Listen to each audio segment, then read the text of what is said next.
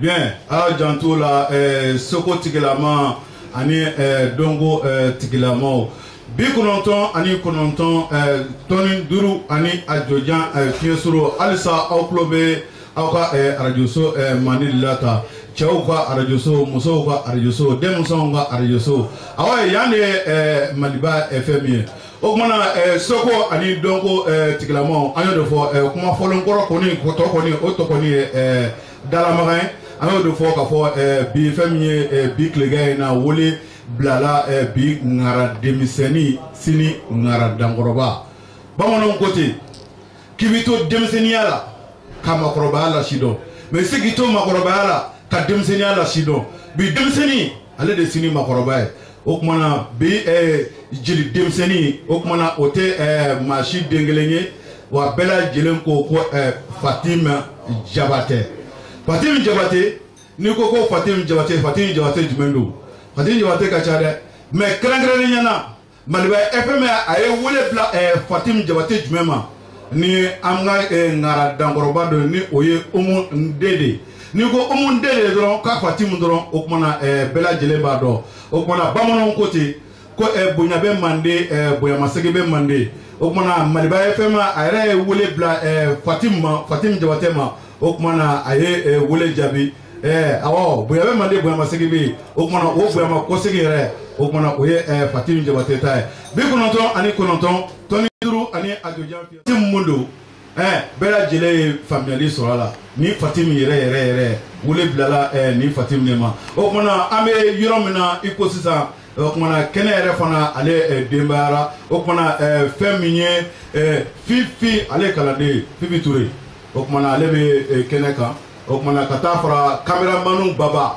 okmana isu konate waye tentogodo okmana kuma galamani abalmake ano denge Omar Traoré Omar Mandi jino teri goto teri ani muso ka wara masa awo anyo de foka foko wole blala bi ngara demsenima okmana ote mashi dengelenye tim la sa Fatim anikle c'est anikle Somo ikakene amba bamonon kote ko bunyabe mande boya masege me mande aywa wole blalima ma chambe wole olu tu kofla na ere ma chambe wole tu kofla me wole blalima ye wole jabi wo boya masege ere fana oyitai okmana radio maliba ere ka chekote musokote demise makoroba kote kiki ibisimila ibori kaso okmana ebi kaso aywa Fatim nyiningali saradala noko dakrunya folo jumemi fe ka nyesi lame jekulu che muso demise ani makoroba ma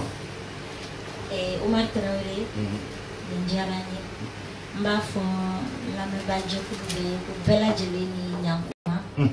bufu ni islamia fuli assalamu alaikum vraiment chibla lanema ajarani abenama ifeni bonyane ma itisi ukoro ajarani abenama kera ni nyala Omar ni mo bolo ibi bolo nyeshi doma ya fo chugo zinati ta ko fleila mais enfana ne fana kelite dom lidala dem seni bi na yo bolo nyeshi ne mako ne kana ne boli bagato go wele jabi parce que choix te porter ben fanaka donc a jarani abenama vraiment mais au fou mais à radio Maliba FM mo bela jelen fou olimela femi PDG refona ale refona be aka direction gono ambe yoromona ipose sa ayara ka folike ayame mais krengrenyana Fatim Jabate ambe yoromona iku 600 émission yɛrɛ dɔw yɛrɛ fana sigilen don u bɛ ka émission in lajɛ an bɛ yɔrɔ min na i ko sisan en direct réseaux sociaux sanfɛ fɛn min ye Facebook wa dɔw yɛrɛ fana bɛ ka lajɛ en vidéo wa dɔw bɛ ka a lamɛn en audio bamananw dun ko ten ko maa i bɛ ko dɔ la ko dɔ ɲɛ b'i la dɛ o kumana diɲɛ dan tɛ Mali yɛrɛ dɔrɔn ye farafinna ani a lamɛnni u bɛ k'an lamɛn nin waati in na e ma ye dugu diɲɛ ka bon dɛ wa famille malien dum de fana sona o jensera dien ani alamine ni nyonche ami yiro mine ikusa krekre nyana tungaranko be kanna me so nyana fimbula de me o tiseka sego lo tara nyini ne kama nako wule me ne be efe kanye fo tungaranko yi munu klobana ani wati na al munu era fana baralo la nu sekena demeola o se kala me to mona Traore o jarani beti sega ke fasu kona sidi barai do bita tanya ini ame do di ke tungaranke bela jelenye alaka tuma kuma here amin alaka na kono jula kashi amin alaka nyini fem barkama di kuma amin nu e soro ke ku akili to fasula mali be bulo min kambia amano ni alaka deme ani kiraka deme ani anga Orang wali bawa demi, betul orang kata orang akhirnya dibulu. Donc tumarangi beki akili tu fasu malibala. Tara yoro ini kuru mewu mejila teke bambai ibsik nana malibain di kono. Abifoki bora mali indila. Donc on compte sur eux anjigi buka anjigi be alaka hakili mandi alisa hakili mami bula kanyeshi malima alaka do faraka. Amina ya Rabbi amina. Alaka do faraka. Ka segini sirang mandi umanube segu kana hera ni badina. Amin. Kana soro la ini chama sabatina mali nyera kono. Ni alaka je. Amina ya Rabbi. Aywa tungaranga wika wule me tiara fona Fatima gabala de. Aywa jeli yɛrɛ fana dun se ka kɛ jeli ye ni jeli yɛrɛ tɛ jeli se ka kɛ foyi ye ni jeli tɛ jeli ko jeli jeliya ka di dɛ kunu tile jeli tun bɛ bugɔ dugu o dugu la ala tun bɛ se k'o dugu minɛ ko o nagasi ten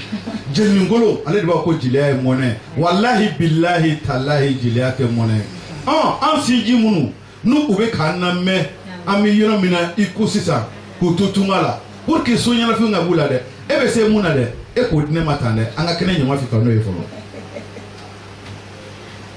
Tunga mani tunga bama ke ma fe mani ye tunga range tunga mani tunga bama ke balimanta ni ye tunga range namun fo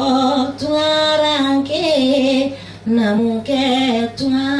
range tunga te dame don barabe do mani don Chairman fara musowanka no be jiye yoro la barika le be mo go fen chamana ayo jija uda mema ayo jija bokoloma au kanangina faso mali bako abada dua umimba ugolola oba ubo tungala abena ngena bolifana ke malila nebe dua lekela mali tungala kelube mbedu akela wile kajigi barikada Faransi tungarakelu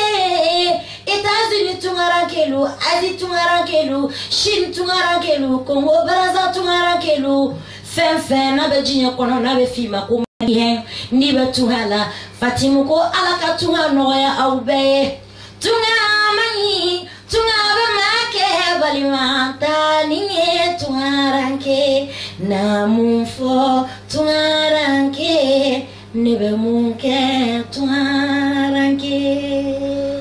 Merci bien Fatima atetemeninga wani ayere kuma dani yore na akumeso magela de parce que sabula ne yere be yoro mona sisa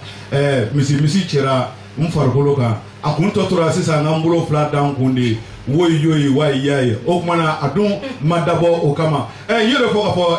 camera ko me mambula isu bi tina no gade sabla Fatim mando de amando bi amando sini o kumana Fatim ko te tungarange onia o ka folie mais ko tunga ate dambe don mais abe deniment ko ni don o kumana ni muye o ka folie o kumana ka nyesi tungaran che muso demise ani makorbama Fatima amina do nyiningali na o kumana ami yininga dakuria folo fenwe abe foko Fatim Jabati no ko Fatim Jabati ere jondi Umar Traore ni jarani ni Fatmata Jabati afoma ko Fatim Jabati ni ka vie d'origine ne ma fili o kumana e bɔra Kayi Kayi ne Kayi ani bangena Segu ne fa ye Cheikh Jabati ne fa tun enseignant a bɛ Segu fa tun ye école karamɔgɔ ye a bɛ Segu ne ba ye Umu Dede Danba min bɛ tasuma mayida ani min b'a fɔ ko muso ye kɔnɔ de ye ale tɛ maa dogo dɛ hali ni ma ale ɲɛfɔ n'i ko Umu Dede dɔrɔn o ye film bannen de ye o ye film bannen de ye ne ye Dede Kuyate mɔden ye ne ye Fatumata Kanute mɔden ye n bɛ bɔ Kayi mara la n bangena Segu n ye maliden ye i ye maliden ye ne dɔnkilidala denmisɛnnin ye ala sago i sago ayiwa sakotigi ye o kumana ala ye bamananw ko ten ko kuma man ɲi dan kelen na kalanden a bɛ cogo di kow ka ɲi kosɛbɛ kow ka ɲi ala wusa forme bɛ yen ayiwa fɛn min ye i ka jelimuso a b'i bolo kɔrɔ o kumana ni ɲininkali min b'i fɛ ka coki i ka jelimuso ma ayiwa ɲininkali min bɛ ne fɛ k'a fɔ Fatimi ne yɛrɛ bɛ ɲininka e donna jeliya kɔnɔna na cogo di ne balimamuso o ɲininkali diyara n ye ne ma don jeliya kɔnɔ ne bangena ka sɔrɔ n ye jeli ye n fa ni n ba fɛ donc ne bɔra jeli du de kɔnɔ i y'a faamuya n fa jeli n ba jeli ɲininkali filanan Fatimi walima e bɔkolo la dɔnkilidala bɛ e bɔkolo la i ko an filɛ don min na i ko bi d'accord o fana diyara n ye n y'a fɔ i n'a fɔ n bɛ présenter tuma min na ne ye Dede Kuyate mɔden Mali kɔnɔ i bɛ se k'a fɔ i t'a dɔn i m'a tɔgɔ mɛn a mɔgɔ ka dɔgɔ ka sɔn ka dɔnkilidala musokɔrɔba don ale de den ye Umu Dede Danba ye donc ne bɔkolo ne bɔra olu la n fa yan fan fana bɛɛ ye jeli ye n mɔkɛ ye Seba Sisoko ani Tutu Jabate o bɛɛ ye jeli la o diyara n ye Fatimi ne bɛ fɛ ka dɔn kunun jeliya ani bi jeliya danfara jumɛn de b'u ni ɲɔgɔn cɛla la danfara min b'u ni ɲɔgɔn cɛla i bɛ se ka dɔ walawala an ye an k'a mɛn bon an ka kunun jeliya ani sisan jeliya kelen tɛ dɛ parce que fɔlɔ ni sisan mɔgɔ ye mɛn n ɲɛ bɛ mamuso la halisa alhamdulilayi n ɲɛ bɛ n ka musokɔrɔba fana na halisa olu ka temps ne ye min jateminɛ o la olu tun tɛ fosi kɛ u kun fɛ n'i bɛ hali dɔnkili da i b'a ɲɛɲini de a ɲɛɲinini ye min ye n'i ye dɔnkili lamɛn i bɛ fɛ k'a da i bɛ fɛ ka segin a kan k'a da i bɛ se mɔgɔkɔrɔba dɔ ma i b'i sigi o kɔrɔ a b'a ɲɛ jɔnjɔn f'i ye wa sisan an ka génération bɛ kasɛti de san wali u b'a kɛ tile kan i b'a lamɛn n'i y'a lamɛn tile kan cogo cogo ani y'i sigi mɛn da ye mɛn tigila ye min b'a da ni e sera o yɛrɛ ma mɛ salaya banna an pereselen don sisan an bɛ girinna diɲɛ nɔfɛ bon caman yɛrɛ fana bɛ dɔnkili da bi u b'a fɔ k'u ye jeli ye bon jeliw tɛ parce que n'i kɛra jeli ye ko caman bɛ yen f'i ka olu jateminɛ sisan jeli denmisɛnninw dɔgɔyama tɛ mɛ an caman basigilen tɛ an caman tɛ ko ɲɛɲini ka ko ɲɛdɔn jeliya dun ye hakilisigi ladamu basigi n'i bɛ fɛ ka se ko la n'i bɛ fɛ ka kɛ ŋana ye ka kɛ dankɔrɔba ye i bɛ lamɛnni kɛ i bɛ lajɛli kɛ i bɛ faamu i bɛ sabali danfaraba de bɛ an ni fɔlɔ mɔgɔw cɛ o ye tiɲɛ i ka o ɲininkali diyara n ye Umar Fatima o danfara in kɛrɛnkɛrɛnnenya na fɔlɔ mɔgɔ ani bi mɔgɔ kunu jeliya ani bi jeliya mais kɛrɛnkɛrɛnnenya na a danfara jumɛn de nana danfara ye kɛrɛnkɛrɛnnenya na kunu jeliya tun bɛ cogo min na a bɛ ten wa non Umar kunu jeliya ni bi ta tɛ kelen ye mais mun de nana ni a danfara ye i b'a dɔn u yɛrɛ ka kuma évolution ɲɛ adamadenw ɲɛ bɛ ka yɛlɛ ka taa fɛ mais kunu mɔgɔw fana tun u tun tɛ sunɔgɔ la dɛ u tun ɲɛ yɛlɛlen don mais anw de bɛ ka fɛn bɛɛ dépasser i m'a faamuya kunu jeli musokɔrɔba wali jeli cɛkɔrɔba a b'a ka tariku bɔ k'a da a b'a daminɛ fo a laban i tɛ foyi sɔrɔ a kɔnɔ ni message tɛ i bɛ kalankan de sɔrɔ a kɔnɔ i bɛ ladilikan de mɛn a kɔnɔ i bɛ se ka fɛn sɔrɔ a kɔnɔ i bɛ se ka baara kɛ ni min ye ka mago ɲɛ ni i yɛrɛ ye bon sisan an ka génération o tɛ yen i n'a fɔ n y'a fɔ n dɔgɔnin ɲɛna cogo min na sisan n'an bɛ cassette de san USB wala an bɛ sonw télécharger an b'a lajɛ muso min ka di ye o bɛ kuma min fɔ o bɛ fasi min bɔ i fana b'a fɔ k'i b'o ɲɔgɔn bɔ o tɛ jeliya ye surtout a ɲɔgɔn nɛni n'a ɲɔgɔn kɔrɔmatigɛli an ka musokɔrɔbaw tun t'o kɛ abada lesiya tun t'o kɛ tun t'o kɛ abada an ka jeliya tiɲɛna a cogoya tiɲɛna yɛrɛ yɛrɛ de mais ko fɛn min k'ali hɔrɔn dɔw bɛ yen ko bi ke jeliya yɛrɛ fana ka di ko hɔrɔn dɔw bɛ yen ko olu donna jeliya la an bɛ yɔrɔ min na i ko sisan o kuma in ye tiɲɛ ye wa?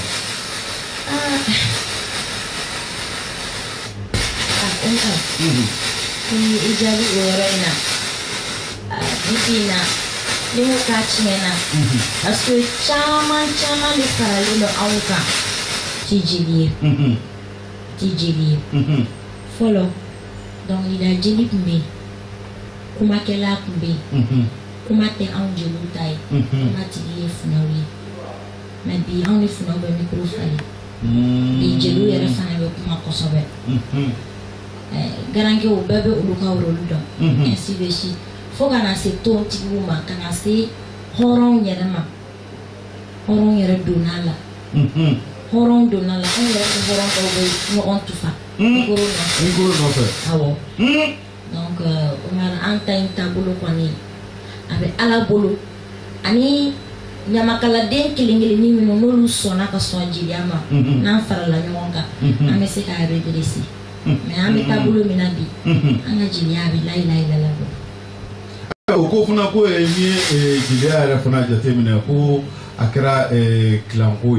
ye jeliw tɛ an bɛ yɔrɔ min na i ko sisan jeliw tɛ kulu kelen kɔnɔ. juru tilalen don fɛn ni a na bɛɛ n'a ka kulu et puis hɔrɔn yɛrɛ fana olu yɛrɛ fana kan ka kɛ cogoya mun na jeliw ni ɲɔgɔn cɛ hali hɔrɔn dɔw bɛ yen nɔ minnu yɛrɛ fana bɛ kɛ sababu yɛrɛ fana ka jeliw yɛrɛ damaw bila ɲɔgɔn na o kumana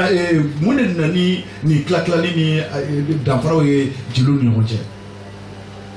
Umaru o jaabi ka gɛlɛn parce que kuma man ɲi n'i kumana cogoya sugu dɔ la dɔ b'a fɔ k'i n'a don. o tɛ mais tiɲɛ ye kelen de ye nkalon fana tiɲɛ de ye diɲɛ jɔ wa tiɲɛ de bɛ diɲɛ wuli bon n'i y'a ye jeliya bɛ nin niveau la bi a bɛ anw ɲamakalaw la a bɛ hɔrɔn a ka di hɔrɔn dɔw yɛrɛ tɛ jeli ta n'a ma fɔ ko problème bɛ jeli min kɔ hɔrɔn dɔw tɛ jeli ta n'a ma fɔ yɛrɛ n'i ye nin ta a bɛ se kɔrɔmatigɛli la dɛ n'i ye nin ta a bɛ na bombe ci n'i ye nin ta a bɛ mɔnɛ b'i la n'i ye nin ta a bɛ mɔnɛ bɔ i la alors que c'est pas ça jeliya to ye jeliya tɛ o ye ayi ne yɛrɛ bolo jeli a ka di la cogo cogo Omar n'i jɔra k'i jɔ i jɔyɔrɔ la k'i danbe yira a bɛ ɲɛnabɔ i b'a sɔrɔ e ka di dɔ ye e t'i ka kanu dan don a tigi fan fɛ yɛrɛ e t'a dɔn ale bɛ e dɔn sababu dɔ bɛ e wele e n'a bɛ ɲɔgɔn sɔrɔ o kɛnɛ kan i b'a sɔrɔ o tigilamɔgɔ ni o sababu man di ne m'i ka jeliya rôle jouer e taara k'i bɛ kɔrɔmatigɛli kɛ walima k'i bɛ kɛlɛ kɛ k'i bɛ manamanakan fɔ i b'a sɔrɔ i ka di min ye ni e t'a dɔn k'e ka di o ye i bɛ goya o ye fo ka jinɛ wuli o nafa e t'o nafa sɔrɔ wa hɔrɔnw yɛrɛ de y'a tiɲɛ hɔrɔnw yɛrɛ de fana ye jeliya tɔ don galama la cogo di u ye différence don an ni ɲɔgɔn cɛ jeliw ni ɲɔgɔn cɛ tiɲɛ n'i tɛ kɔrɔmatigɛli kɛ ayi u yɛrɛ ka kuma ni kilasi t'i la ayiwa ne tɛ sanuba don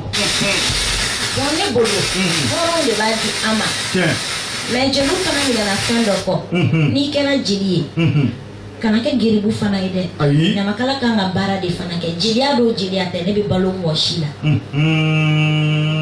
n'i kɛra dayirimɛ ɲinina ye e t'a fɔ ko alhamdulilayi ni dɔ ma fɔ ko tiso Omar ni i natara mɔgɔw la i ti tiɲɛ fɔ i bɛ kɛ mɔgɔ bɛ fan fila jeni ye n'i ye dɔ ɲɛnata i b'o fɔ ni min man di n'i y'o fana ye o kɔfɛ i b'o ta fɔ n'o tɛ ɲamakala bɛ baara de kɛ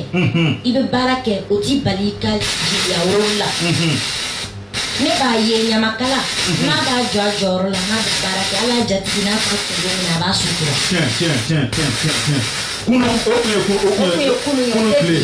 Kunu clé. Donc anga jilia tiene le horon nimbala ayere nimbala nye jugu janya be antala ngolo mami soro ba sama ngatai karsa esamo lo ni ne fana masano lo ali be jugu leta wal mal ni meta shweli ne badu mo otikili donc anga jilia chugu ya tiena yere de solution mi ngol mbe ala anga laje horon yere nyebe kulanje lu yere nyebe kula finalement jilia be do ngala mala avec un bébé perdu. Mais Jilia est dans le ni kena Jili est dans. Caméra qui l'a ni hakli katarama. Ayafo. Jilia est dans le Kunu, anebi. Clo bolo ne n'ont fait. Clo te clénira. Noko, pati. Mais c'est que moi tout connais bi ininga. Alisa abe Jilia ukumu kondana. Noko. Jili yɛrɛ fana kan ka jɔ a sɔnna hɔrɔn bolo wa sabula ni ye dɔ fɔ ko cɛ de ye diɲɛ jɔ cɛ de ye diɲɛ wuli sabula jeli bɛ jeli la o yɛrɛ bɛ dɔnkili da k'ale tɛ 1000 minɛ n'a ye wa dɔw yɛrɛ ko k'u tɛ 200 minɛ n'a ye ne bɛ kɛ e de ɲininka sisan jeliya hukumu kɔnɔ ne ko jeli yɛrɛ fana kan ka jɔ i sɔn fɛn na hɔrɔn bolo wa. Ala ko tiɲɛ. Makala manga jo jeli manga jo asona hakili maya yere la ka fa ko ne be mikro la ote mais ibene do maka jonjon ni ngai be dugudo ni nga aw bela jelen to ambe don ni bi yere kalama bela jelen to ba ko ni bi yere kalama ka fa ke e nyama kala yere de e bi yere kalama ko sobe e be ka ijatigi ni ndeli femi ba ko e ma ni nga damo itateo abi jai puis soni yɛrɛ garizigɛ de soni ye garizigɛ de dɔ bɛ 100 di ma par exemple i b'o minɛ ni barika ye o ye cogo o minɛ cogo i fɛ dɔ bɛ se ka 1000000 di i ma a y'a fɔ tiɲɛ jeli muso ɲamakala man ka jɔ n'i y'a ye ɲamakala fɛn fɛn na laban t'i ye an b'a fɔ k'a fɔ ko o t'a ɲɛdɔn an b'a fɔ k'a fɔ ko o ye takela de ye ayiwa Fatima ami ɲininka fɛn mun na ne ko e fa an bɛ yɔrɔ mun na i ko sisan e delila ka bɔ wa en Afrique i n'a fɔ Sénégal i delila ka contrat sɔrɔ olu kɔnɔna na ou bien sous région i y'a fɔ i delila ka contrat dɔ sɔrɔ i ka carrière kɔnɔ i delila ka taa fan jumɛn i ye show kɛ yɔrɔ jumɛn n ye show kɛ encore Sénégal yan Côte d'Ivoire b'o la dugu ninnu caman bɛ o la o contrat ninnu invitation de kun don wa sabu jumɛn na ni o contrat ninnu ye bon a bɛɛ ye mɔgɔw b'i ye k'i kanu jatigi dɔw b'i wele k'i kanu an ka nin fɛti bɛ a ka d'an ye ka taa i ka animé donc i t'o sababu la o ye ne ka sababu fanba ye n'an ye sur-région ta i sen nɔ bɛ yɔrɔ caman na mais Europe dun i delila ka bɔli dɔ kɛ Europe sigi la wa. N taara Europe n taara yen ni Espagne kɛ. I ye Espagne kɛ. Awɔ. N taara yen ni dugu misɛnnin dɔw kɛ. Ani Hollande. Awɔ. mais olu tun bɛ cogo di maliyɛn ka ca yan u ye o bɔli ni fɛnw na i ye maliyɛnw sɔrɔ u ye bɔli diya don i la i kɛra cogo di i ni jɔn de fana farala ɲɔgɔn kan artiste international jumɛn ninnu ni da bɛ se ka se o ma k'o olu ɲɛfɔ an ɲɛna. Alhamdulilayi n'i taara yɔrɔ o yɔrɔ ni maliyɛn bɛ yen maliyɛn b'a ka mɔgɔw valoriser tunga la maliyɛn b'a yɛrɛ fɛ kojugu tunga la n'i taara tunga la ni maliyɛn b'i sɔrɔ wo kɔnɔ u bɛ bɔ k'i sarama yan nɛnɛ b'o la o funteni b'o la o b'a dɔn k'a fɔ ko e ye olu dɔ ye olu fana dɔ ye e donc dans tes maliyɛnw na bon i ye bon n bɛ se k'a fɔ an ka Mali dɔnkilidalabaw la kɔrɔbalenw na kɔrɔbalenw ni caman ye baara kɛ i n'a fɔ a ka ca i n'a fɔ misaliyala i n'a fɔ bon n yɛrɛ ka musokɔrɔba b'o la Ami Koyita b'o la Tata Bango b'o la a ka ca ni n ko n b'a fɔ an bɛ su i bɛ ɲina dɔn kɔ o tigi b'a fɔ k'i ɲina n'a kɔ k'i kɛra fisi o ye tiɲɛ an ka citation in to yen ni caman ye baara kɛ alhamdulilayi ayiwa o faamuna o kumana aw minnu ni aw bɛ ka an lamɛn nin waati in na Maliba la ni dɔw yɛrɛ fana bɛ ni olu yɛrɛ fana sigilen don ni olu bɛ ka an lajɛ réseaux sociaux sanfɛ dɔw bɛ ka an lamɛn o kumana halisa an ni Fatim de don Fatim jumɛn Fatim Jabate bi jeli denmisɛnnin sini ngara dankɔrɔba bamananw ko ten ko diɲɛlatigɛ la bɛɛ lajɛlen tɔgɔ b'i kɔ i ye ɲuman kɛ i tɔgɔ b'i kɔ i ye juguman kɛ i tɔgɔ b'i kɔ o kumana bi tilegɛ in na an ni tiɲɛ jelimuso de don radio Maliba sanfɛ o kumana technicien ni i yɛrɛ bi